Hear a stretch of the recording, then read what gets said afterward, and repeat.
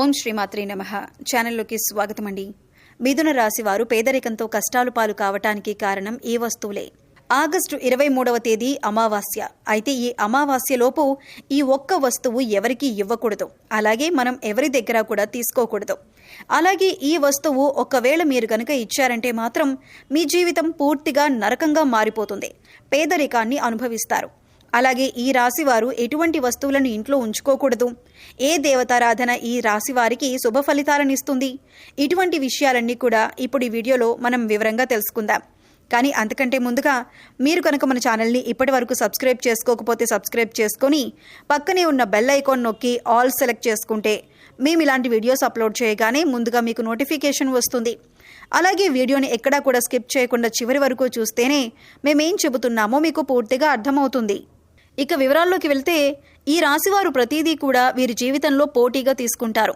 అలాగే ఈ రాశివారి జాతకం పరిశీలించినట్లయితే కనుక వ్యాపారంలో చక్కగా రాణించే అవకాశాలైతే ఈ రాశి వారికి ఎక్కువగా ఉన్నాయి. వీరి ఆలోచనలు ఎవరితోనూ పంచుకోరు. ఇక ఈ రాశివారు ఉద్యోగ జీవితంలో కూడా అంచులంచెలుగా అభివృద్ధి పదంలో ముందుకు దూసుకువెళ్తారు.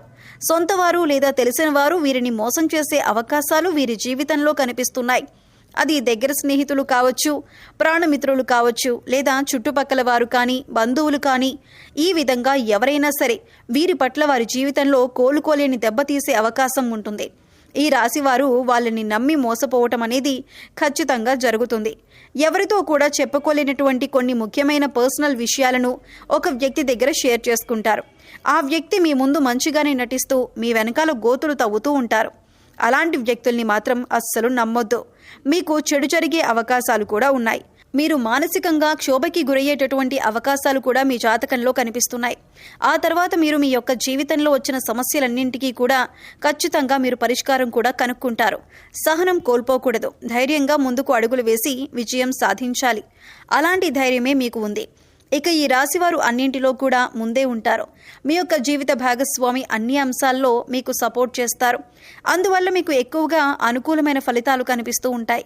ఇక మీ యొక్క వ్యాపార భాగస్వాముల వల్ల కొన్ని మనస్పర్ధలు వచ్చే అవకాశాలైతే ఈ సమయంలో ఎక్కువగా ఉన్నాయి. మీ కుటుంబ సభ్యులతో మీరు తగాదాలు పెట్టుకుంటారు. దానికి మీ యొక్క వ్యాపార భాగస్వాములే కారణం. కాబట్టి ఈ విషయంలో మీరు తగిన జాగ్రత్తలు తీసుకోవాల్సిన పరిస్థితి అయితే కనిపిస్తుంది. ఈ విధంగా ఈ రాశివారి జాతకం ప్రకారం వీరి జీవితంలో కొన్ని మంచి ఫలితాలు ఉంటే మరికొన్ని చెడు ఫలితాలు కూడా ఉంటాయి. జీవితం అంటే ఎప్పుడూ సాఫీగా సాగదు. కొన్ని మంచి విషయాలు అలాగే కొన్ని చెడు విషయాలు జరుగుతూ ఉంటాయి. అలాగే ప్రతి మనిషి జీవితంలో మంచి చెడులు అనేవి ఖచ్చితంగా ఉంటాయి. ఈ విధంగా అయితే ఈ రాశివారి జాతకంలో కూడా కనిపిస్తూ ఉన్నాయి. ఈ రాశివారు ఈ వస్తువుని మాత్రం ఎవ్వరికీ అస్సలు ఇవ్వకూడదు. ఒకవేళ మీరు ఇచ్చారంటే మాత్రం ఏరి కోరి కష్టాలన్నింటినీ కొని తెచ్చుకున్నట్లు అవుతుంది. ఈ విషయంలో మీరు ఖచ్చితంగా జాగ్రత్తలు తీసుకోవాలి. ఈ ఒక్క విషయం మాత్రం మీరు తెలిసి కూడా నిర్లక్ష్యం చేశారంటే మాత్రం మీరు ఎనలేని కష్టాల పాలవుతారు. కాబట్టి ఈ వస్తువులను ఎవరికీ ఇవ్వకండి. ఆ వస్తువు ఏమిటి అంటే సుగంధ ద్రవ్యాలు. సుగంధ ద్రవ్యాలంటే మహాలక్ష్మికి ఎంతో ప్రీతికరమైన వస్తువులు. కాబట్టి మీరు ఆ మహాలక్ష్మీదేవి యొక్క అనుగ్రహాన్ని పొందాలంటే కనుక ఈ సుగంధ ద్రవ్యాలు ఎవరికీ అస్సలు ఇవ్వకూడదు. సుగంధ ద్రవ్యాలంటే మనం వంటింట్లో ఎక్కువగా వాడుతూ ఉంటాం కదా, అదేనండి లవంగాలు, యాలకులు ఇటువంటివి. ఈ ముఖ్యమైన సుగంధ ద్రవ్యాలు మీరు ఎట్టి పరిస్థితుల్లో ఎవరికీ కూడా ఇవ్వకూడదు. చాలా వరకు మనం చూస్తూ ఉంటాం, ఏదైనా మనం వంట చేస్తున్నప్పుడు మన ఇంట్లో ఏదైనా ఒక వస్తువు లేకపోతే మన పక్కింట్లో ఉండేవారిని కానీ, లేదా ఎదురింట్లో ఉండేవారిని కానీ, లేకపోతే స్నేహితులు, ఇరుగు పొరుగు వ్యక్తుల దగ్గర ఆ వస్తువుల్ని తెచ్చుకుంటూ ఉంటాం. ఈ విధంగా కూడా మీరు ఈ యొక్క వస్తువులను అసలు ఎవరికీ కూడా ఇవ్వకూడదు. మీరు మరిచిపోయి కూడా ఎవరికీ ఇవ్వకూడదు. ఒకవేళ మీరు మర్చిపోయి కూడా ఎవరికైనా దానంగా కానీ, సహాయంగా కానీ ఇచ్చారంటే మాత్రం మీరు లక్ష్మీదేవిని మీ ఇంటి నుంచి పంపించినట్లే అవుతుంది.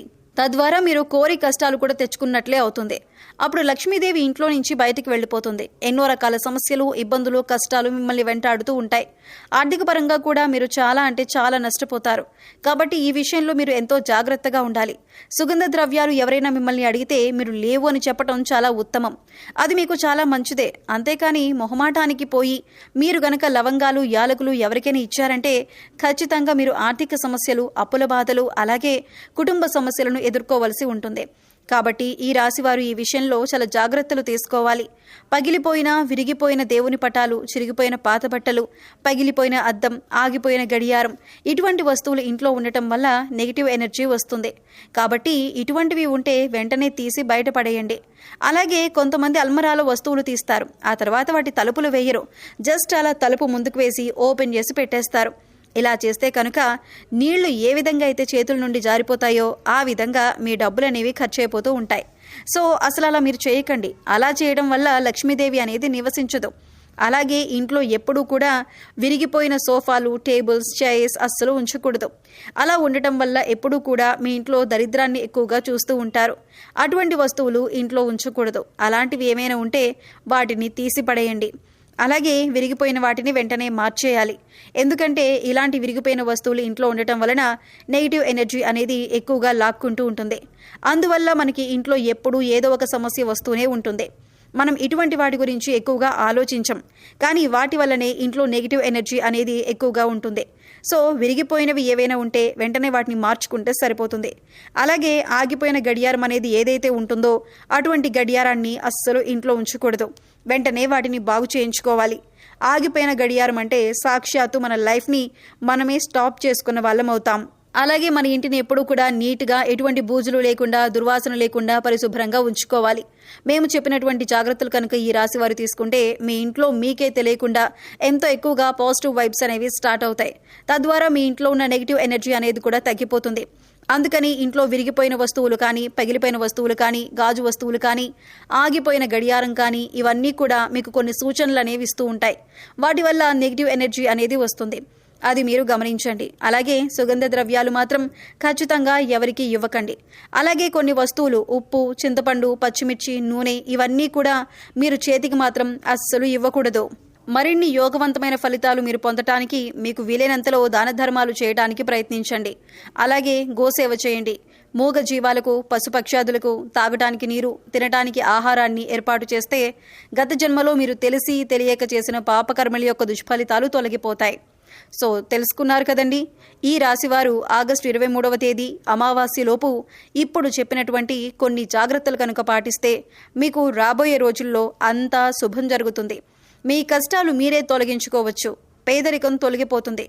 అలాగే ఈ రాశివారు ఎప్పుడూ కూడా మీ ఇష్టదైవ నామస్మరణ చేసుకుంటూ ఉండండి.